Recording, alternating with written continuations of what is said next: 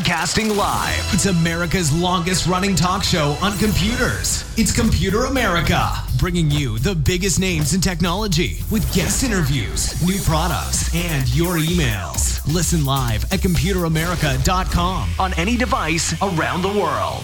Email the show at live@computeramerica.com or find us on social media. Be sure to check out our website for contests, giveaways, show notes, live video stream, podcasts, and more. You're listening to Computer America.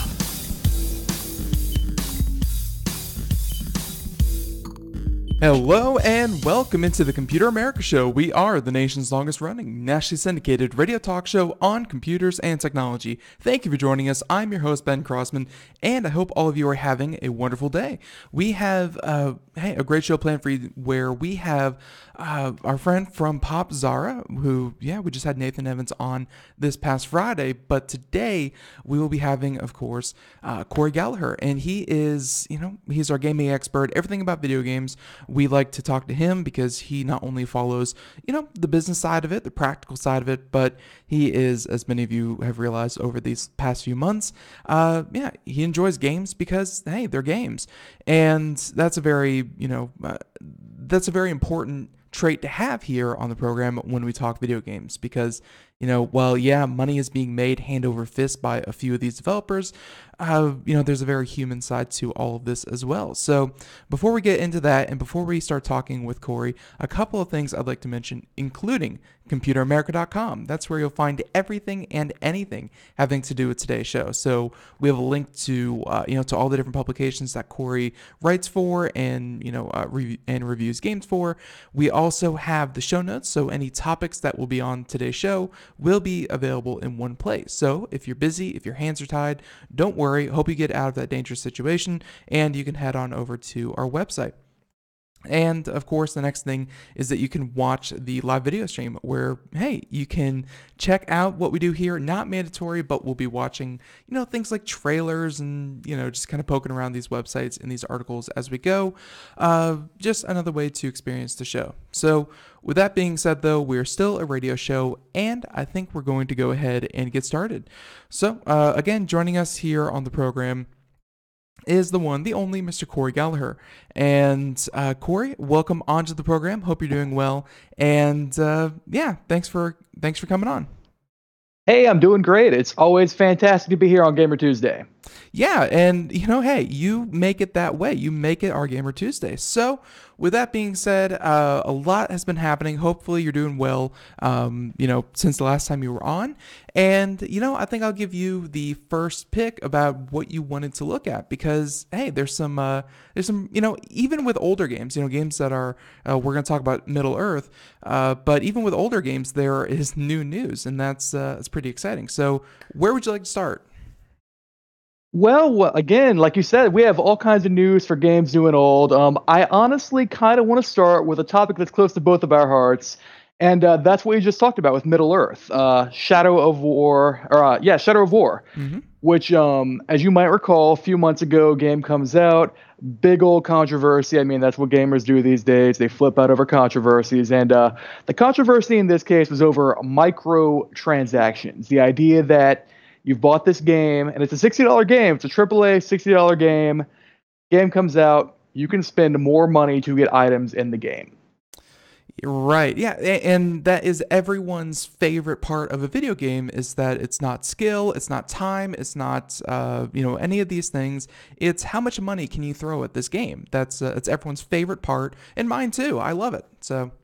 Yeah, whenever I buy a game, the first thing I think to myself is, hey, how can I give this game more money? That's fantastic. And when it comes to Shadow of War, this was all we heard about this game before launch, after launch. It overshadowed the game itself. If you talk about Shadow of War, you're talking about loot boxes. Loot boxes being the idea behind microtransactions where you spend money to get random items in the game. They could be good, they could be bad. You don't know what you're getting. It's like one of those, you put the quarter in the machine, twist it, you get a little plastic capsule pops out, don't know what you're getting. Mm-hmm. It's like that, but you're spending a lot more than a quarter, that's for sure. Right. Yeah. And, it's one of those things where we've talked about loot boxes. Loot boxes have been a hot topic for a number of years. And any game that has any sort of modern day relevance has found a way to integrate the loot box system into their game. Or, and we're going to talk about what they did here on Middle Earth. But I will say that just personally, I mean, I'm vehemently anti loot box in a lot of cases. No pun intended, but I will say that I have actually purchased loot boxes.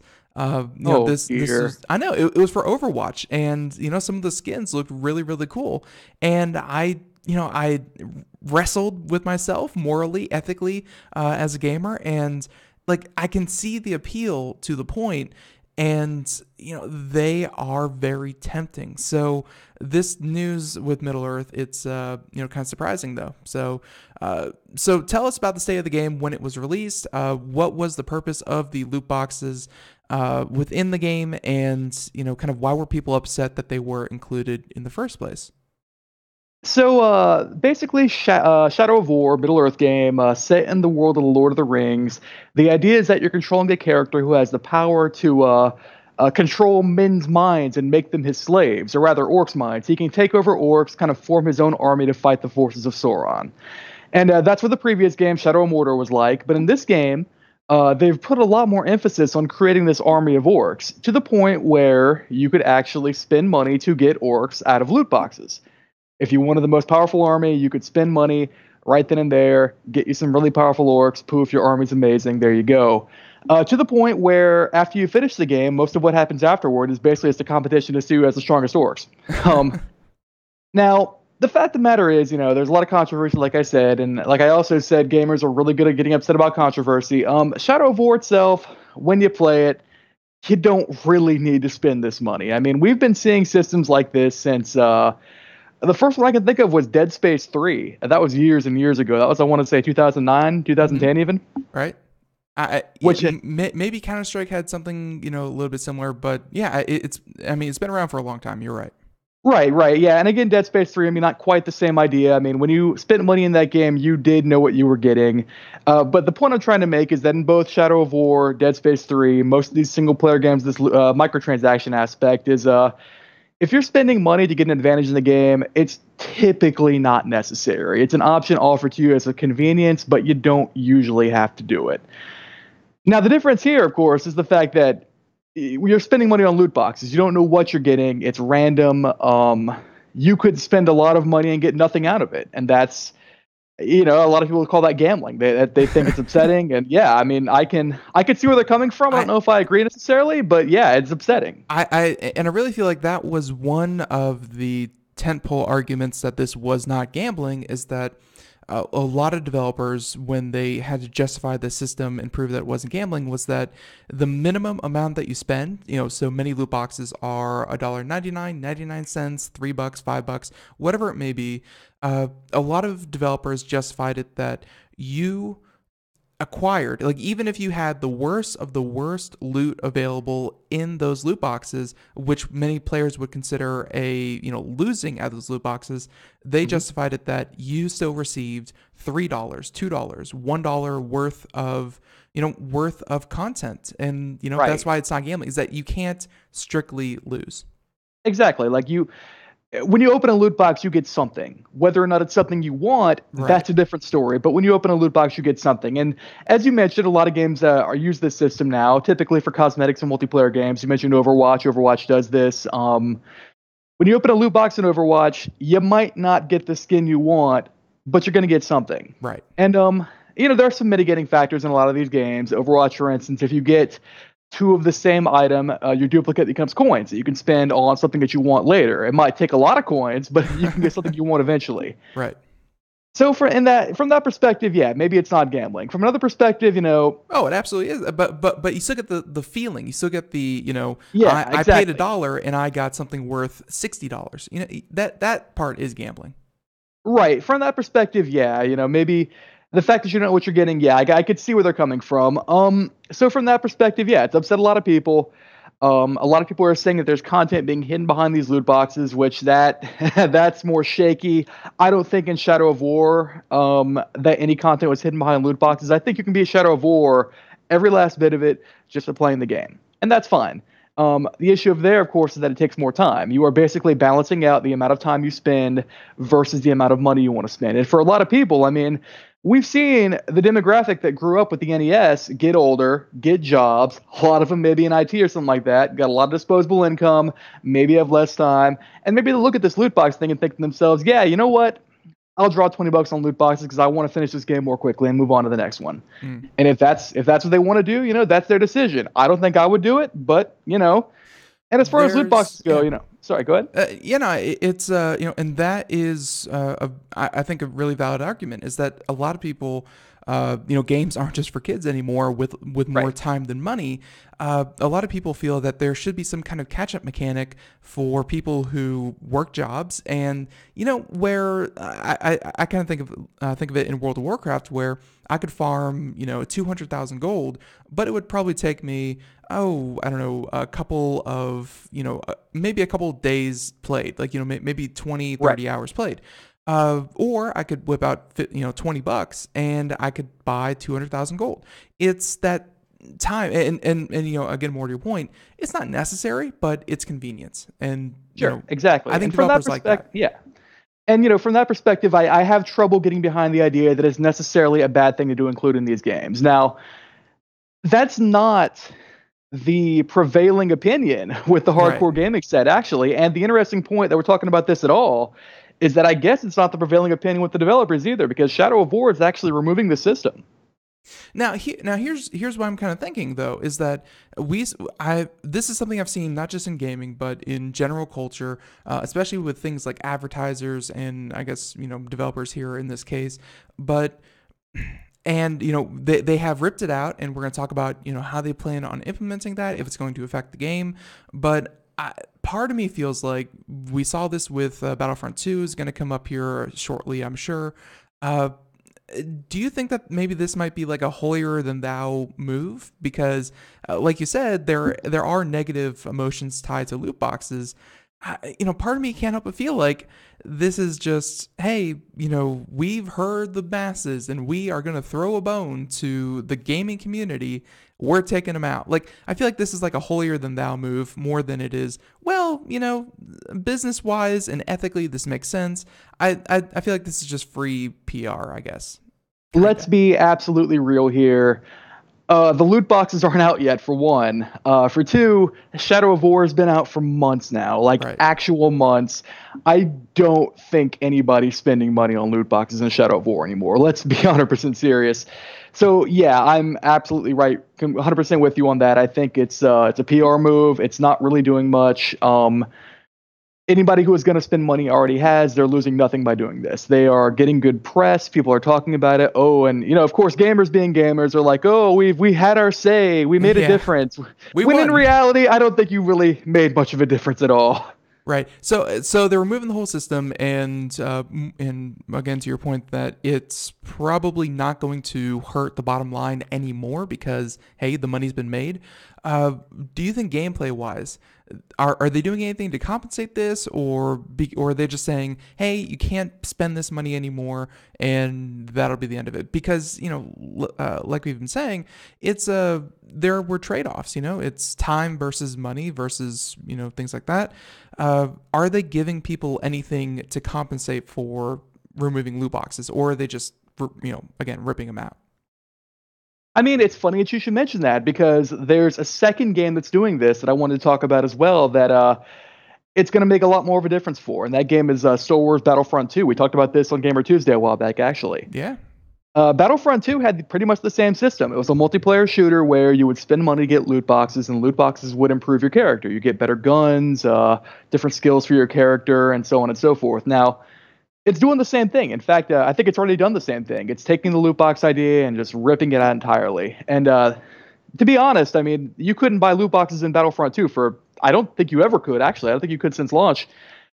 But I think that, and just to be clear, I think that they intended it, and then of course the backlash and the calls for rioting, and people were taking the streets or whatever. It was a big mess. And then they said they were going to reintroduce it some months later, and then they rioted again, and they're like, you know what, guys, you won. You've had your day in the you've had your day in the sun. We're not putting them back in at all. So they were never put in, but they were intended to be put in. Right, exactly. And the difference between that situation and what we have here at Shadow of War, I don't think the gameplay in Shadow of War was substantially affected by having loot boxes. I think there might have been a perceptive issue with it. I think maybe you would see the chance to buy loot boxes, and maybe if you're really into Lord of the Rings, that'll kind of interrupt your flow. Oh, I could be spending money on these chests from Gollum or whatever. Right. I'm not really Lord of the Rings guy, to be honest, but with Battlefront 2, it's different. Battlefront 2, the entire gameplay was focused around purchasing and using loot boxes. You could only improve your characters via loot boxes. If you played the game more, you'd get more loot boxes, or you could buy them, or so on and so forth. By removing them, they're basically ripping out the core of the game, replacing it with something different. To the point where I have friends who are like, hey, we've passed on Battlefront 2 because of this loot box thing, but it's a different game now. Why don't we try it? And I'm like, yeah, sure, why not? And I don't think I'm the only one who's running into that. That would be, in certain circles, like you said earlier, I should really stop saying that phrase, but gamers like to be upset. Gamers, when they see a common cause that they can all rally behind and feel like they are part of the right side of an issue, they pile on, and they pile on hard. I guess when you take away the major complaints and, not kowtow, but essentially say, maybe they're right. Maybe hiding or barring certain people who don't have the money and giving them a certain advantage, which in this case was like heroes and, better loot card systems. I mean, I think that this was one issue where it wasn't just about the fact that you can pay money. It's the fact that you can pay money to be better. And now that they've taken that out, maybe there is that perception of a fairer game, a better game overall for it.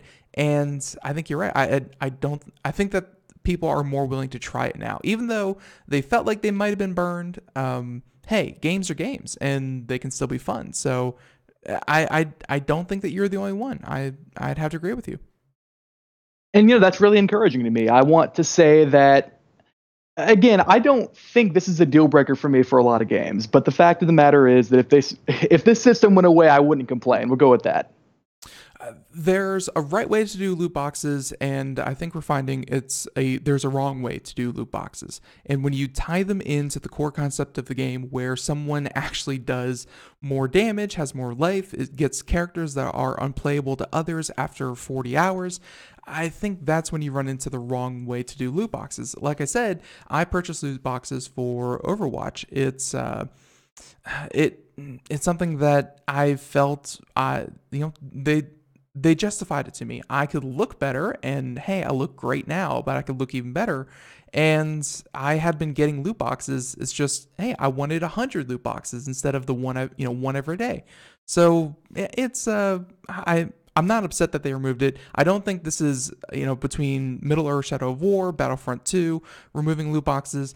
Let's face it, there's still Call of Duty World War II. There's still Fortnite. There's still many, many other games that have loot boxes. So they're not going away. I think it's just finding the best way to implement them. And I guess kudos to EA for doing it so wrong. We found that red line. Yeah, absolutely. I don't know where to pin the blame, or I guess the relevance on this, to be honest. I don't know if it was gamers getting upset. I don't know if the threat of litigation that's come up, I don't know if it was that. I don't know if it was Disney throwing a fit, though. I think out of all of those, I'd probably put it on Disney. But again, the fact that we're having the talk at all is a big deal. Right.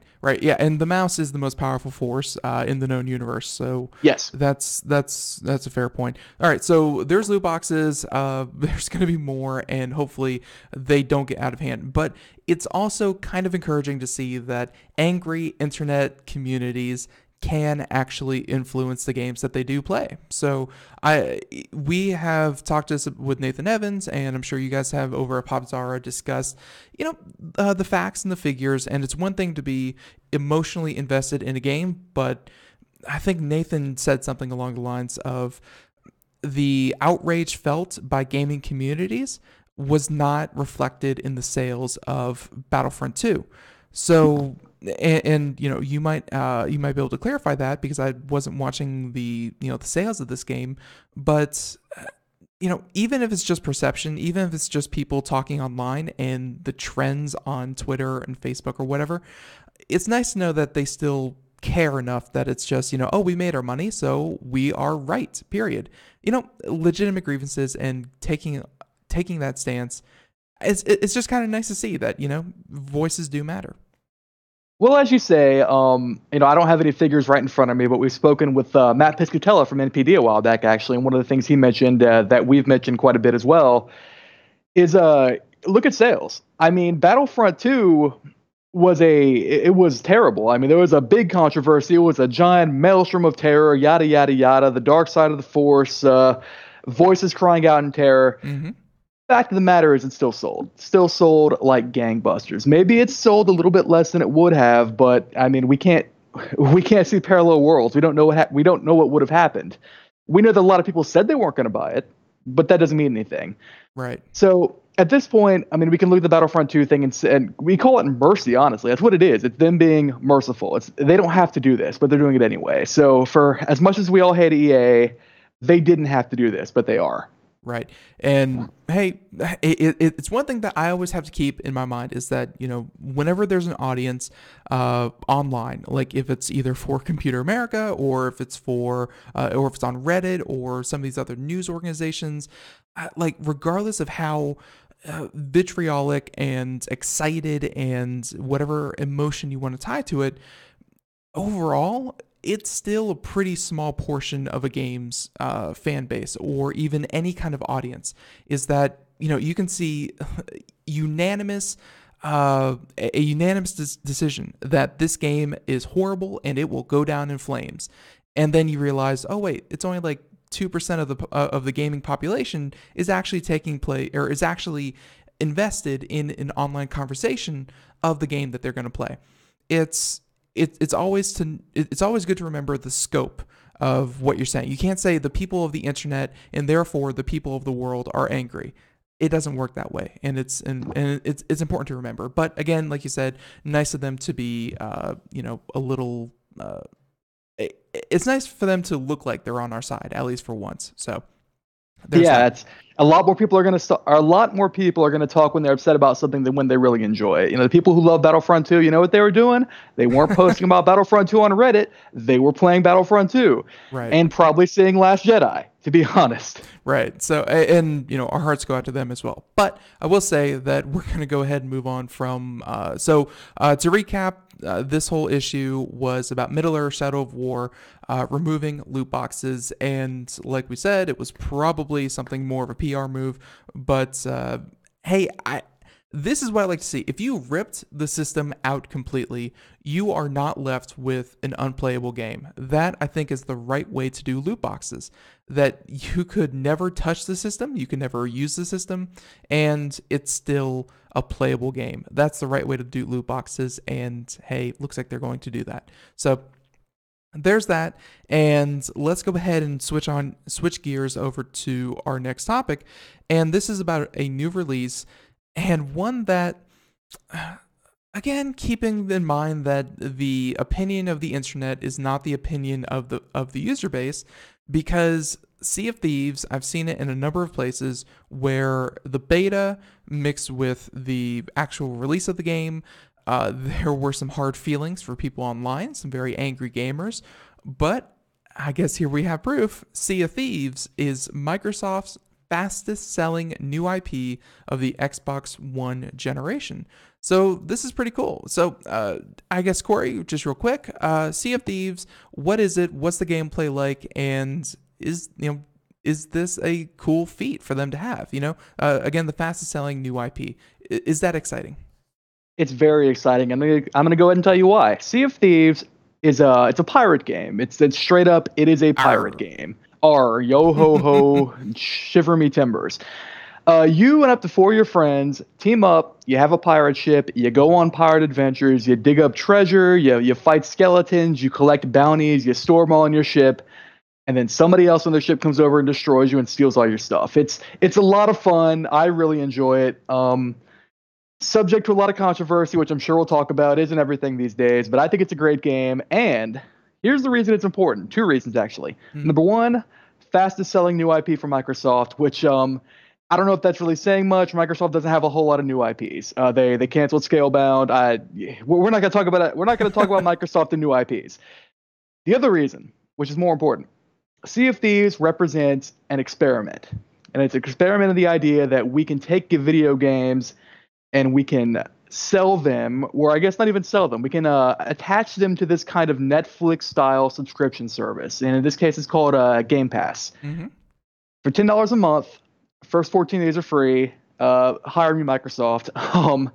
You can get a pretty big selection of games, play them as much as you want. As long as you keep paying for your subscription, you can play these games. And Sea of Thieves, this brand new AAA pirate game from Rare and, published by Microsoft, big, this is not like some indie game. This is AAA. That comes with Game Pass. As long as you pay your $10, you can play a Sea of Thieves as much as you want. It's the full version of the game. You can play it. It's right there. You're not dropping $60. You're dropping $10. That is important because a lot of Xbox gamers have been paying for Xbox Live for the longest time. The idea that you pay a monthly fee or a yearly fee is nothing new. But I guess to take it a step further and say, oh, you also get not just these little indie games that we're going to throw, bones at you because PlayStation did it, but full-blown AAA titles. Is this and I guess my big question right now is they said it was the fastest selling new IP.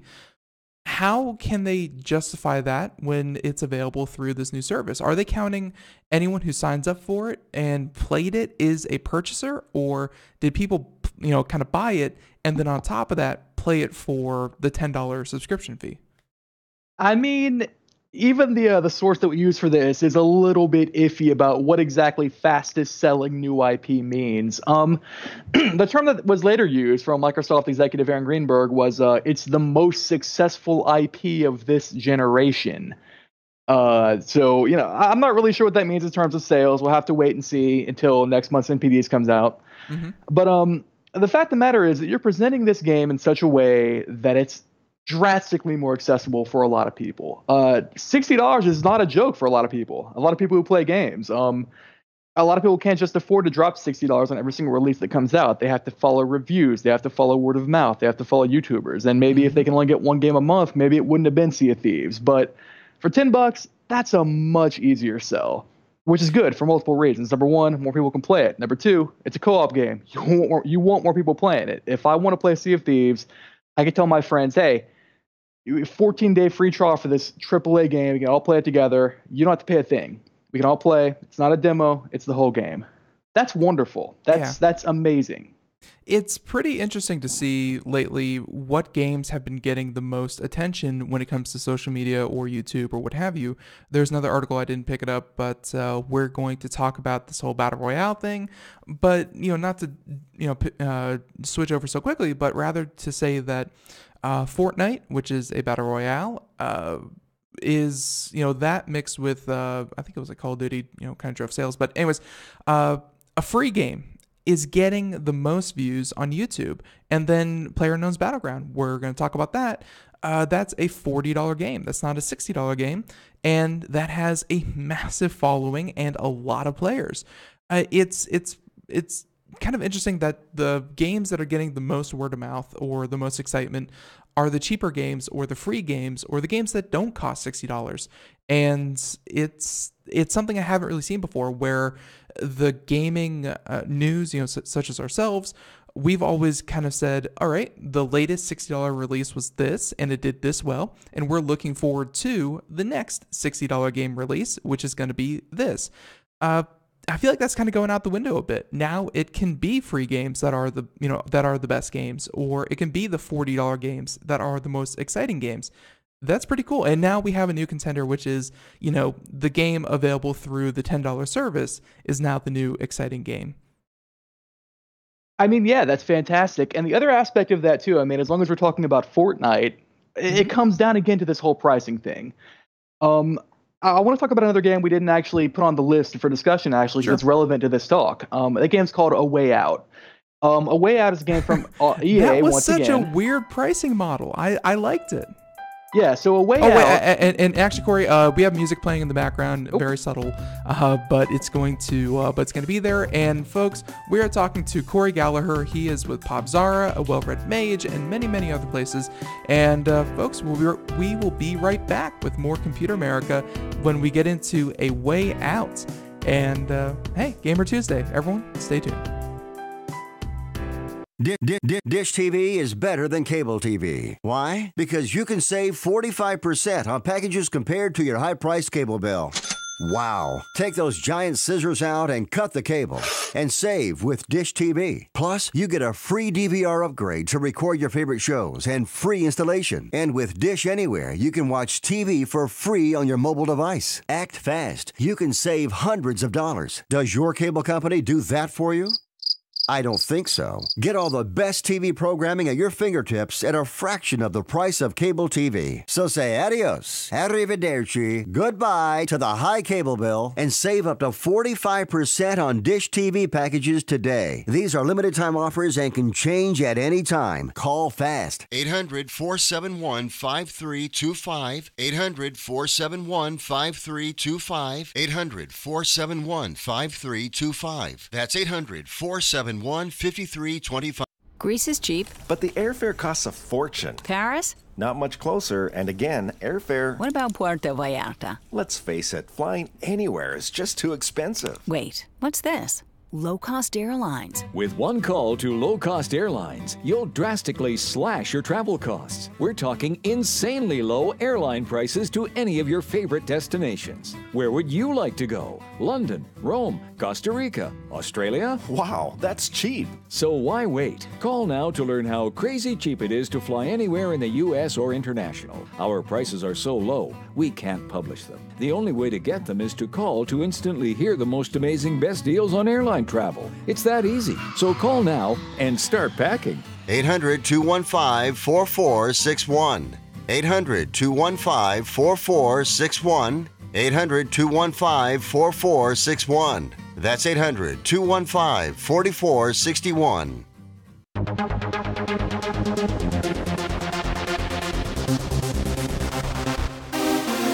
And welcome back to the Computer America Show. It is 32 minutes past the hour as we continue on here. And we are, well, hey, we're talking with Cory Galliher, and we are talking about the fact that, you know, I think the game scene is changing, where it's not about what's $60 to $60. It's not the best AAA. It's not about that. It's about, and this is a good part, I really feel like, what's fun to play and what's kind of unique, what's a different kind of game. And that can entail a lot of different ways. A lot of different companies are trying it out. And, well, one of them, Cory brought up, we're going to talk about A Way Out. And I will say, this completely fled my mind as well. But I had heard about this, and I liked the pricing structure because it was, it didn't just push to play with other people, but they made it easy to play with other people. And that's cool. Yeah, that's it exactly.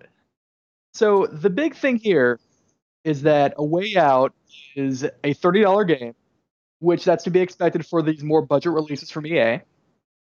We've seen previous indie games from them, like Unravel was like that, for instance, a game about a yarn creature that goes around doing yarn creature things.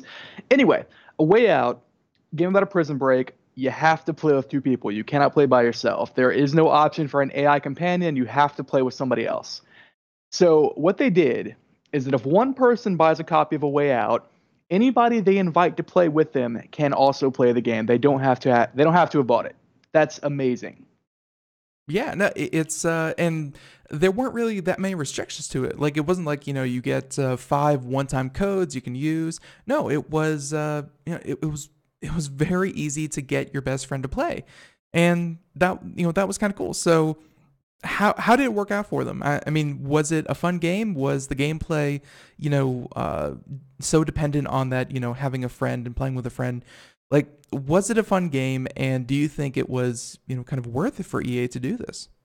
It's actually kind of funny. The interesting thing when you start playing A Way Out is the fact is it's split screen.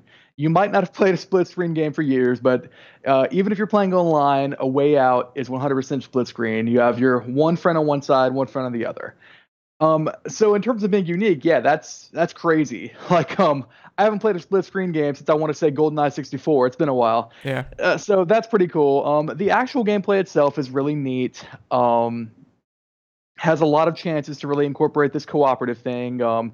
Things where you can play Connect 4, for instance. You can play the banjo together. There's things like that. It's a lot of cute ideas put together. I wouldn't know if I would call it a $60 game, but it's not. It's a $30 game. And if you have a friend that is a good friend and that doesn't try to cheat you by making you pay for the whole game and actually pays their share of it, it's a $15 game. So from that perspective, yeah, no, it's absolutely worth the money. It's a really well-made game, high production values, decent enough gameplay for what it is, really interesting concept. And the reason we talk about A Way Out, going back to what we were saying before about these different ways of pricing games.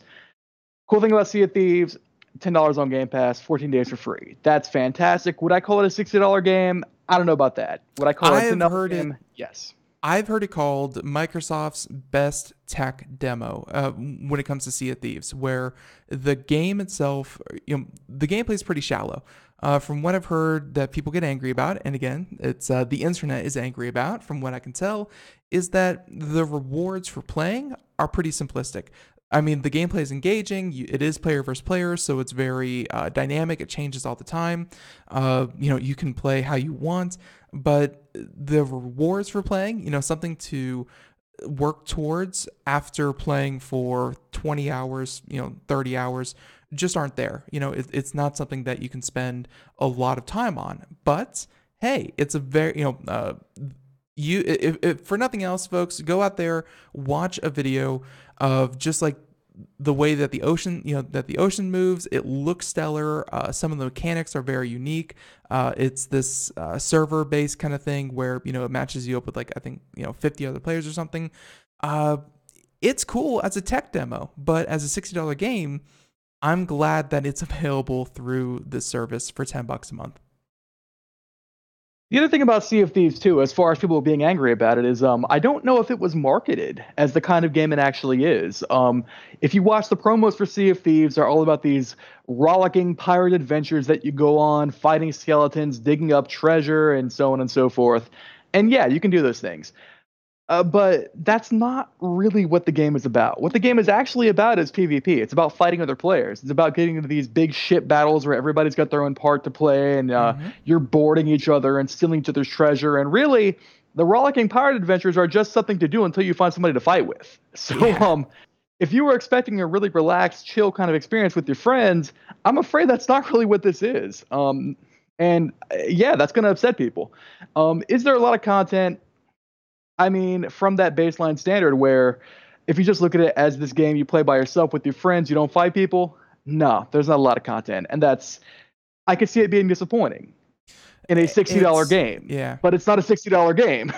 Right. Well, it is if you want to purchase it, but... It is, but it's not. And yeah, it makes it difficult to talk about in any real sense, because maybe if you bought the game for $60, you're going to have a different perspective on it. Maybe if you got it via Game Pass, you have a different perspective. Maybe if you're using the 14-day free trial, you've got a different perspective. This is something I run into a lot when I'm writing about games for PopZara, because a lot of the games that I write about come to me as review codes, which, of course, I didn't pay for, so I have to keep that in mind when I'm writing about them. Would I feel differently about this game if I had dropped $60 on it? That's a relevant discussion to have, because not everybody gets games for free. Not everybody can afford to pay full price for games. Right. It's something that I really felt with Destiny 2, where I played Destiny 1. I played all the expansions. I put in my 300 hours. I felt good about that game. I know, a lightweight. But when I purchased Destiny 2, it stuck with me for maybe... I played it for 8 days. And I say 8 days because they have things that are timed on a weekly reset. And I got to a point, I put in, maybe 40 hours over those 8 days. I played a lot. I really hit it hard. But then I felt like I hit a wall, and there really wasn't that much to do other than just like these, log in once a day and, or at least log in for a day once a week, and you're done with the content. And, I spent for a lot of people, if you got 80 hours out of a $60 game, that's a good game. You got a lot of playtime, good for you. But for Destiny, I did not feel that way at all. I felt almost ripped off because I didn't have enough things to do. So it's that feeling about, did I get my money's worth? And that's very variable. That's variable to individuals. So right. Yeah. I'm gonna do something really impressive and tie this all the way back around to Fortnite. You said Fortnite's doing really well. Do you want to know why Fortnite's doing really well? Why is Fortnite doing so well? Fortnite is doing really well because it's free. You don't have to pay for it. You do have to pay for things like character customization, but there is no better price than free. I will play a lot of really questionable games if I didn't have to pay for them. For Pop Zara, I do. So let me tell you about Barbie and her friend's puppy rescue, man. That was woo. Sounds like a rip-roaring adventure. But you're right. Fortnite, it's one of those games that, like, my own friends and a lot of my friends, they stopped playing video games because they got girlfriends and lives and jobs and responsibilities. But I messaged them and they're like, oh yeah, every couple days we all meet up on Fortnite. And of course I wasn't invited, and it hurt really bad. But they were all playing Fortnite because it was free, it was fun, it was fast paced, and it was just something that they all kind of jumped onto. And it speaks to not just the fact that it's a free game, but it's a really good free game. And it was, kind of interesting to see a game, because I can't remember what the game it kind of branched off of was called. I don't even remember, but it was kind of like a reimagining of the base game into a battle royale. And we are going to talk about battle royales.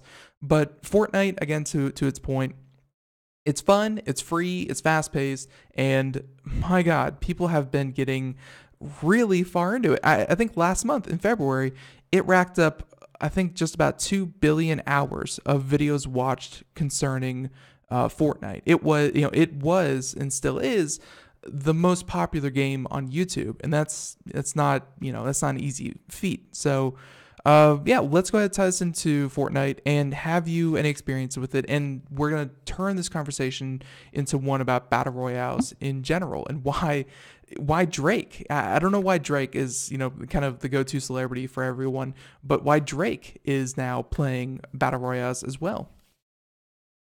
So the interesting thing about Fortnite is that Fortnite was not originally a battle royale game. That it's really a big turnaround story. Fortnite was originally something we heard about probably around the same time that crowdfunding was getting big. So I want to say maybe 2012, 2013, around then. I don't have any stats in front of me, but it was around then. And Fortnite was being developed as kind of part of everybody's attempt to capitalize on the Minecraft craze. Minecraft was huge. It's still pretty huge. Kids love it, et cetera, et cetera. And Epic Games said to themselves, you know what? We want to make a Minecraft game. So they do.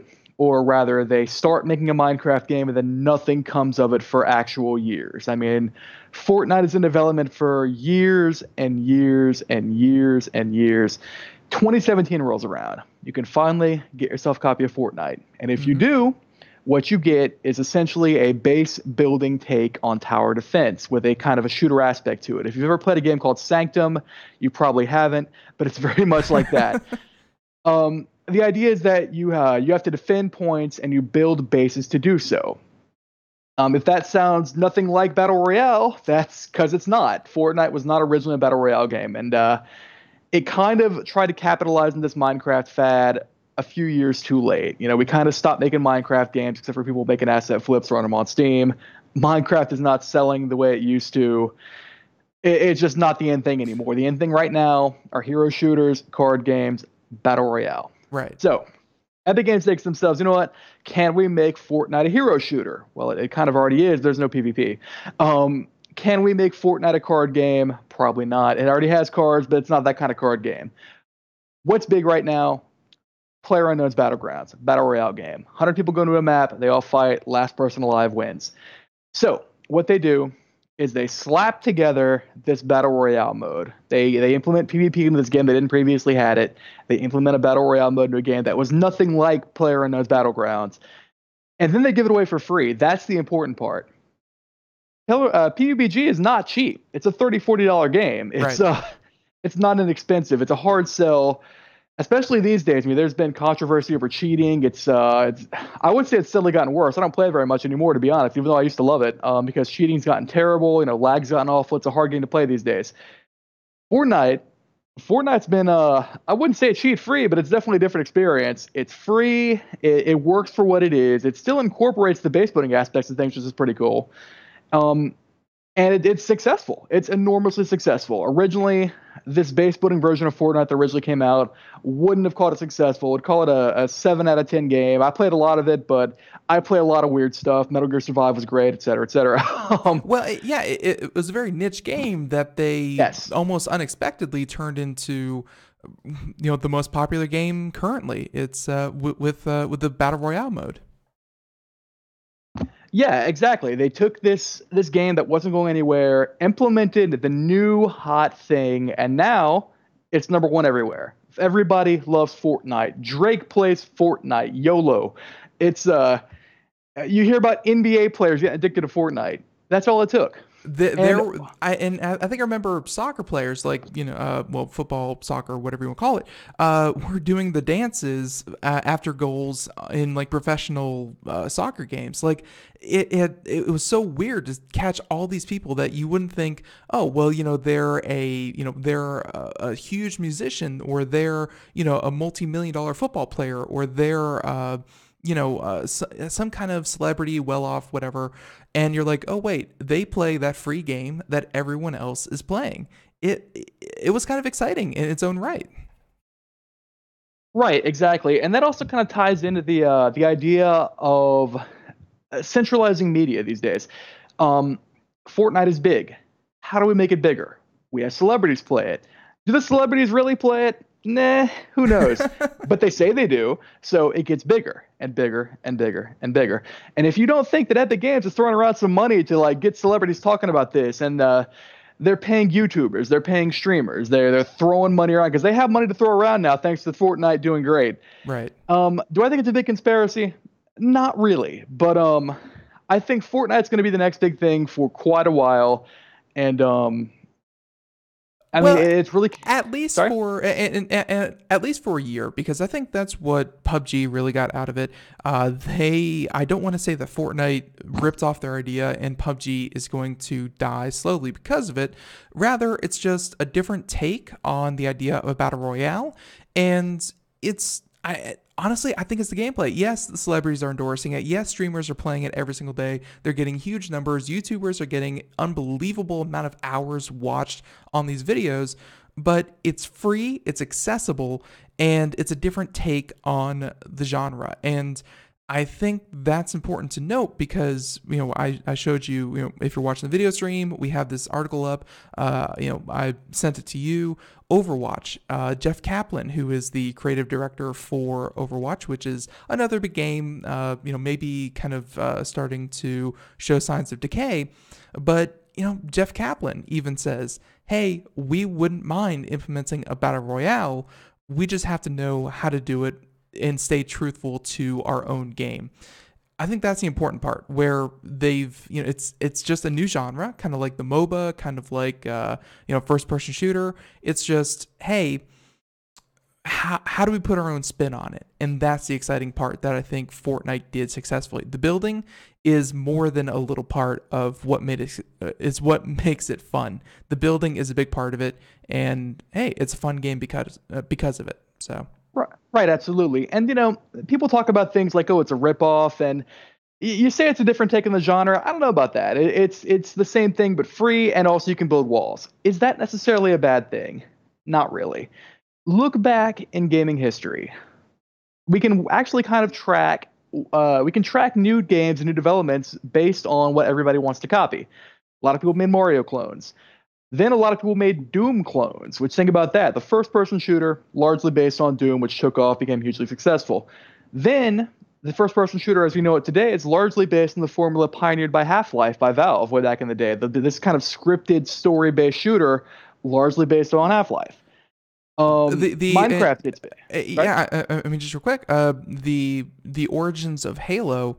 I remember that they were essentially it was a riff off of Command and Conquer that eventually turned into Halo. Like, yeah, so you could kind of say Halo was an inspiration of Command and Conquer. All games gather inspiration from what others are doing successful. It's what you do. You copy success. Right, exactly. And even indie developers do it. I mean, the indie scene mostly got big the way it is thanks to a game called Braid, which you might remember it. It's basically a puzzle platformer. Well, hey, for years after that, we got puzzle platformer after puzzle platformer for actual years. It was nuts. Then a game called Super Meat Boy comes out. Really hard platformer where you die a lot. What happens then? We make a lot of those. Minecraft comes out. Hits it big. We make a lot of those.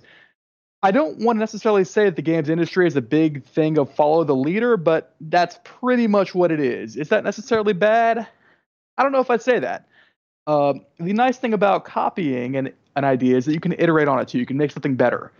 Half-Life was great, and it kind of laid out a path to the first-person shooters we have now. If you played Prey a couple years ago, that's a fantastic game, and you can still see the influences from Half-Life in that game. It's like Half-Life, but it's more. It's bigger. They've had time to refine the formula. Likewise with these Battle Royale games. I mean, if it sticks around, we're going to see more and more Battle Royale games come out that do more and more with the idea. There's a game called The Darwin Project that I'm a huge fan of that does the Battle Royale idea with smaller groups. That is a different take on it. And this is what I like. It's when Battle Royale meets other people's visions. How do you make it exciting? The Darwin Project, that to me is almost an ideal spectating sport, but it's still a Battle Royale. It's a lot of fun. Yeah, exactly. And we're going to see this keep happening until either the fad dies out or we find a new fad. What's coming next? I mean, if I knew that I could get rich, if I had to guess, I think we're going to see more combinations of this roguelike card game that we see in a game called Slay the Spire, which got really big on YouTube. That. Yeah, I think we're going to see more of those, but that's just me shooting off into the wind. Who knows?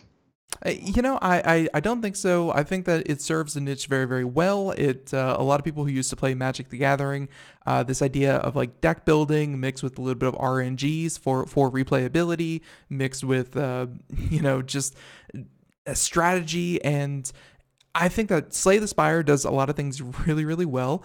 I think that Fortnite and Battle Royales are doing something that deliver, and it's between all of these, it's replayability and it's fast-paced. It has to be, kind of on top of it. You don't log in once a week and say you've had enough of it. It has to be quick. It has to be, kind of a quick format.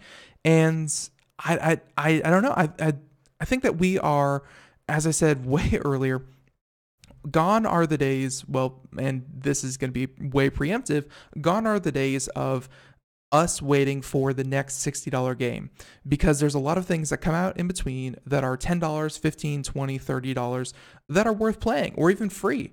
Now it's just kind of who can kind of get the most viral, who can get maybe not the biggest celebrity, but who can get all of your friends to play, and whatever all your friends are playing, and either because it's fun or it's free, that's going to be the next big game. And, that's why I kind of want to bet against Slay the Spire, because it's not really multiplayer at the moment. But I think that gaming is in a really good place right now. It's not beholden to, 2 or 3 developers. It's whatever's interesting. For all the people who complain, and there's a lot of people in games who complain, I'm going to agree with you on that. I think games are about as good as they've ever been. We see the worst games that people have complained about the most this year have been Metal Gear Survive, Sea of Thieves. They're great. Even if you just look at them as they are, they're at the very least like they're playable. B-minuses? Yeah, they're playable. The worst games that have come out are still pretty playable. If you're mad about Metal Gear Survive, you're mad about some Japanese businessman. If you're mad about Sea of Thieves, you're mad about a game that you paid $10 to play. If that's the situation we're in right now, I really don't think video games are all that bad off. Right.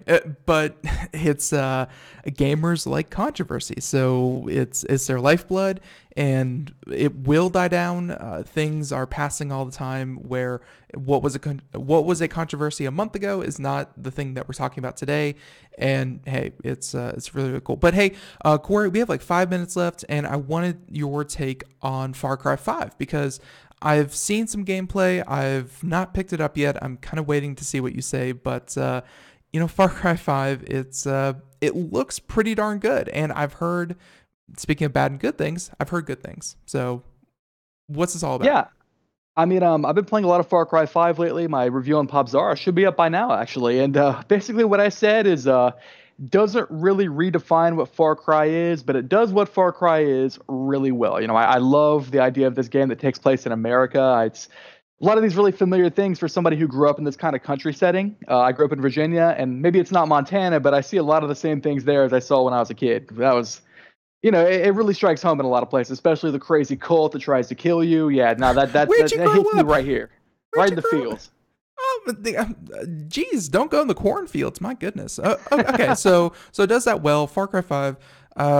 Talk to us about, just kind of, how many hours have you put into it? Are the controls good? I mean, is this a game, worthy of Far Cry? Because Far Cry is a fan favorite. They have their own following, and people get really excited about every new game. Well, I'm going to go ahead and address something that I didn't really talk about in the PopZara review because I try to avoid these things when I'm writing about games. But when Far Cry 5 was first announced, I mean, it was around the beginning of last year. That was a controversial time for a lot of reasons, mostly on the political side of things. And Far Cry 5's announced, and it's this game where you're fighting off these cultists in rural America. And what's the first thing everybody thinks about? Oh, we're fighting Trump supporters, et cetera, et cetera. Not what the game is. That would have been really awkward. Maybe not something I would have wanted to play. I think it would have been a little bit strange. That's not what happens here. Right. It's you are fighting a cult. The cult is equal opportunity. Everybody tries to kill you. Don't worry about that. There are some political takes here and there, but it's all kept generally lighthearted, and I think that's probably the best way to go for video games right now. I think attempts at being too political have been largely a little bit ham-fisted when it comes to video games. And the fact that Far Cry 5 kind of backs off from that, maybe didn't go the direction they originally seemed they were going to, I think that's great. As for gameplay, it's Far Cry. If you've played the past few Far Cry games, you know what it's like. There are no radio towers. You are no longer climbing up radio towers. That's fantastic. It even makes a joke about that early on. You're exploring this giant world full of things to do, people to shoot, vehicles to drive, turkeys to chop up with a machete. You can totally do that. It's great. It presents to you a giant world full of things to do, and then it lets you do them. And what more can you ask than that? Now, I want to compare it to a game that Ubisoft made recently as well called Assassin's Creed Origins, which was the best game of 2017. And that game really redefined how Assassin's Creed works. Far Cry 5 doesn't go that far. It's still very recognizably Far Cry, but it does what it does, and it does it well. And again, you can't really ask for more than that unless you're a games journalist, and then you can ask for a lot more than that and be really upset about things and give it a 5 out of 10. Right. Yeah. It's like, it's a great game, plays just like the others, and it's like 5 out of 10 because it didn't innovate. It's like, sometimes you just want a well-made game that does a formula really, really well. So kind of cool that you took it that way. Far Cry 5, again, from the gameplay I've seen, gives you tons of side missions, gives you a lot of ways to take this on. From what I hear, multiple endings. So depending on how you play, you get different endings to the game, which is always fun. But Far Cry 5, would you recommend it? That's the big question. Yes, absolutely. I think it's a great game, especially if you like the previous ones. One of the things I think it's really got going for it is the fact that the season pass looks amazing. Back when Far Cry 3 came out, and I want to say 2012, it had an expansion, a standalone expansion called Far Cry Blood Dragon, which was basically a 1980s action movie with all this lasers and neon and this kind of grainy VHS filter over it. Better than actual Far Cry 3 itself, to be honest. It was great. And what we're seeing from Far Cry 5 Season Pass and the DLC they have planned for it looks a lot like Blood Dragon. You've got one set in Vietnam, one set against zombies. You're on Mars fighting giant spiders. from that perspective, yeah, no, that's really exciting to me. At the very least, it should be interesting keeping an eye on that.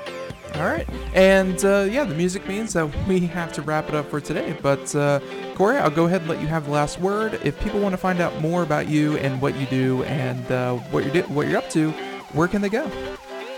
You can go to popzara, popzara.com. Check it out. We have a podcast. It's amazing. Also, The Well-Read Mage. That's WELLREDMAGE.com. It is good stuff. I have a column there. You'd love to read it. All right, very well said. And I also think that you have a Twitter, so we'll include all of that and more over at computeramerica.com. But Cory, again, thank you so much. I know that you're a busy guy, but these are always fun. So thanks for coming on. Hey, thank you very much, Ben. Love being on here. All right, have a good one. And everyone else out there, we are flat out of time. Thank you for tuning in to Computer America. And hey, be sure to catch us same time, same place, 4 p.m. to 5 p.m. Eastern, Monday through Friday. Everyone, have a great one.